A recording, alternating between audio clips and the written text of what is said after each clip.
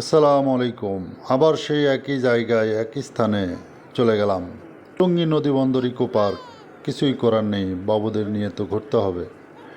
আশেপাশে কোথাও যাওয়ার জায়গা নেই, অনেক দূরে আছে গাজীপুর টঙ্গী নদী বন্দর ইকো পার্ক।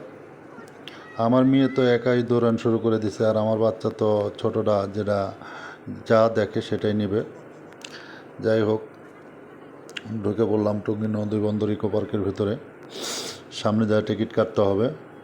আমার আব্বু তো খুব খুশি, তার কিন্তু ঠান্ডা লাগছে, তারপরও যখন ঘুরতে পেরেছি অসাধারণ খুশি হয়েছে সে।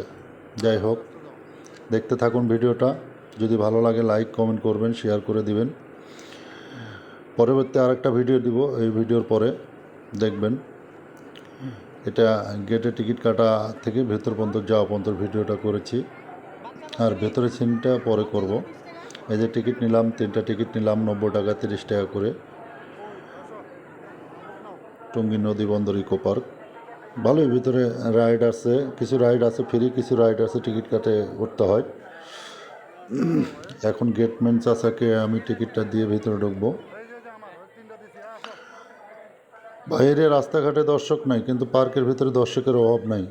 প্রচুর দর্শক, দেখেন এত দর্শক যা বলার বাইরে।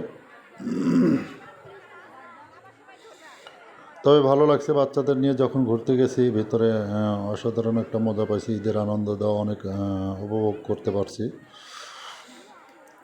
তো পরবর্তী ভিডিওটা পাওয়ার জন্য আপনারা অপেক্ষায়